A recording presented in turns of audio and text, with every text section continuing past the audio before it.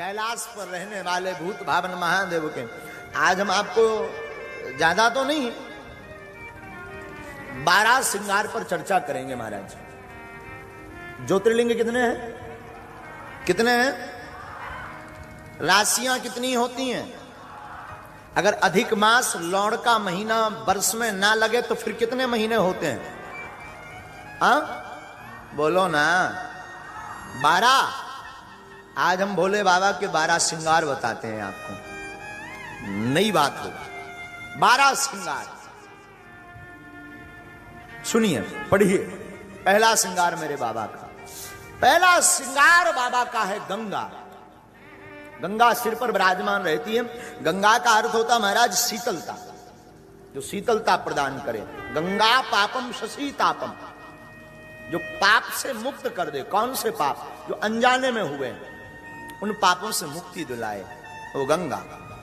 पहला श्रृंगार बाबा का गंगा है। गंगा को मस्तक पर रखते हैं। सिर पर ही क्यों रखते हैं?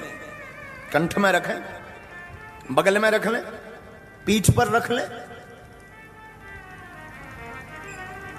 सिर पर बाबा गंगा क्यों रखते हैं? बाबा सिर पर इसलिए गंगा रखते हैं कि जीवन में अगर आपको राम को पाना है तो गंगा जैसी पवित्रता रखो अपने सिर पर, तब आप राम को पा पाओगे। इसलिए मस्तक पर गंगा है। दूसरा बाबा का श्रृंगार बड़ा अद्भुत। दूसरा श्रृंगार है चंद्रमा। उल्टा श्रृंगार बताएंगे हम आपको, गंगा से नीचे की तरफ चलेंगे। दूसरा श्रृंगार बाबा का चंद्रमा है। मस्तक पर, भाल पर चंद्रमा। चंद्रमा का अर्थ 2 होते हैं। एक अर्थ कांति का बढ़ाना, तेज का बढ़ाना। दूसरा मन का नियंत्रण। चंद्रमा मन का नियंत्रक देवता है। तो बाबा ने इसको मस्तक पर क्यों धारण किया? मानो मेरा महादेव कहना चाहता हो कि मेरा मन राम के अलावा किसी और में ना रमे, इसलिए मस्तक पर इतना नियंत्रण, मन पर इतना नियंत्रण रखो कि मन हमारा, चित्त हमारा, बुद्धि हमारी सिर्फ राम के चरणों में लगी रहे। इसलिए मस्तक पर, भाल पर चंद्रमा रखा। ये बाबा का दूसरा श्रृंगार बढ़ा दो। तीसरा श्रृंगार त्रिशूल। बाबा तीसरा श्रृंगार त्रिशूल का करते हैं। ये आपके श्रृंगार में से ही एक ये है। हाथ में बाबा त्रिशूल लेते हैं। त्रिशूल को लेकर के बाबा झूमते भी हैं। त्रिशूल में 3 आंख होती है, 3 खाम होते हैं त्रिशूल में। 3 ही क्यों होते हैं और किसके कारक हैं? त्रिशूल है सत, रज और तम। सतोगुण, तमोगुण और रजोगुण से परिपूर्ण, अथवा यूं मान के चलो इनसे परे। सतोगुण, रजोगुण, तमोगुण से परे। त्रिशूल जिसमें 3 आंखें होती हैं, ये क्यों है? बोले भैया त्रिशूल की ये जो 3 नोक होती ना, एक एक नोक एक एक ताप को मिटाती, दैहिक, दैविक और भौतिक। त्रिशूल इसमें 3 शिखा, इसमें 3 सूत्र होते हैं। 3 सूत्र कौन कौन से हैं? अगर कोई कहे कि वैज्ञानिक पद्धति में बताओ, ज्ञान की चर्चा तो बहुत हमने सुन ली, तो सुनो साधु। प्रोटॉन, न्यूट्रॉन और इलेक्ट्रॉन, ये तीनों का संवाहक है हमारा त्रिशूल। अगर आप कहो कि नहीं नहीं नहीं, इसमें भी हमें आनंद नहीं आया, कुछ और बताओ, तो साधु यह त्रिशूल उदय, संरक्षण और लय, तीनों का कारक है हमारा त्रिशूल। इसलिए मेरा बाबा त्रिशूल लेकर चलता है। ये तीसरा श्रृंगार। चौथा श्रृंगार सुनिए मेरे महादेव का साहब।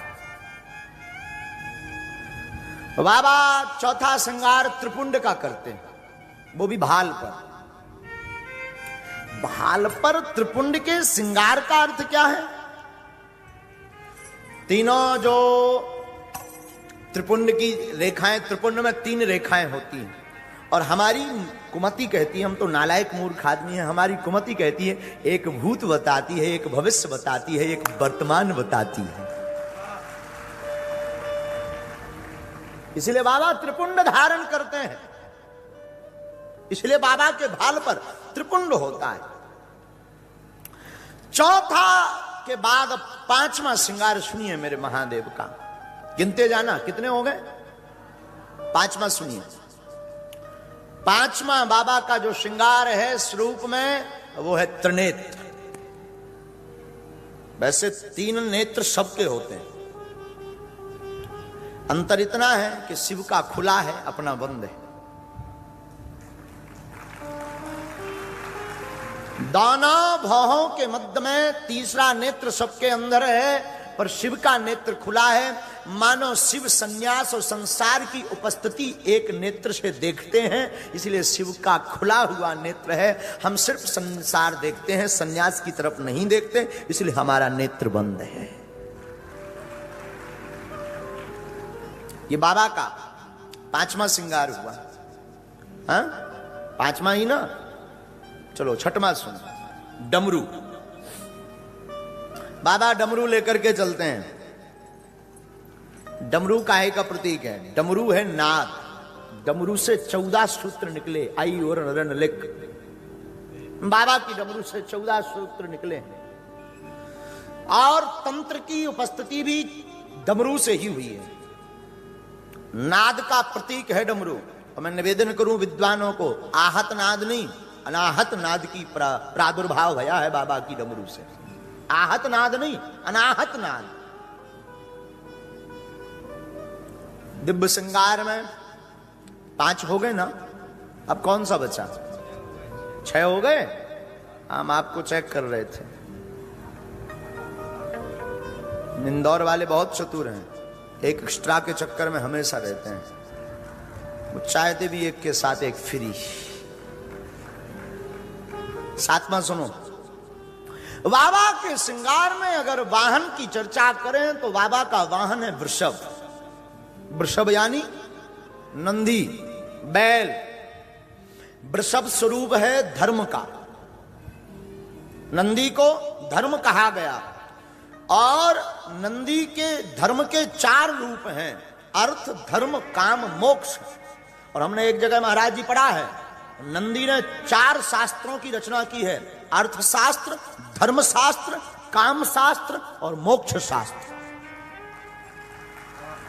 हाँ, इन 4 रूपों की रचना नंदी ने की है। तो धर्म का रूप है। मैं निवेदन करूं आप सबको, मेरे भोले बाबा बैठते भी हैं तो धर्म पर बैठते हैं, वरना वाहन भी स्वीकार नहीं करते। नंदी क्यों स्वीकार किया बाबा ने? नंदी ही क्यों पकड़ा? साधु मेरा विश्वनाथ अगर बैठता भी है तो धर्म पर बैठता है। मानो मेरा बाबा कहना चाहता हो, जहां धर्म नहीं है वहां मेरा आसन नहीं है, जहां धर्म है वहां ये शंकर बैठा। कितने श्रृंगार के रूप हो गए? 8वां बताना है ना। 8वां सुनो। बाबा के श्रृंगार में एक बार थोड़ा उल्टा चढ़ो। जटाएं। जटाएं, जटाएं हैं वायुमंडल। जटाएं हैं विचारों की एकता। जटा का एक अर्थ हमारे पूज्यपाद गुरुदेव कहा करते थे, साधु जिसने अपनी जटाएं एकत्रित कर ली, जिसने अपने केसों को बांध लिया, जिसने अपने विचारों को बांध लिया, वो शंकर बन गया। विचारों को बांधना आज के संसार में बहुत मुश्किल है। आप अपने जीवन काल में बहुत कुछ बांध सकते हैं, जल का बांध बांध सकते हैं, एक घड़ी कोई बहुत घृणा होने पर काम का बांध बांध सकते हैं, पर विचारों को बांधना बहुत मुश्किल है। लेकिन अगर विचारों को बांधने की आपके मन में जिज्ञासा जगे तो शिव का चरित्र पढ़ना, शंकर की उपासना करना। शंकर जीते भी हैं तो जटाओं को बांध कर जीते हैं। क्यों? क्योंकि जटाएं विचार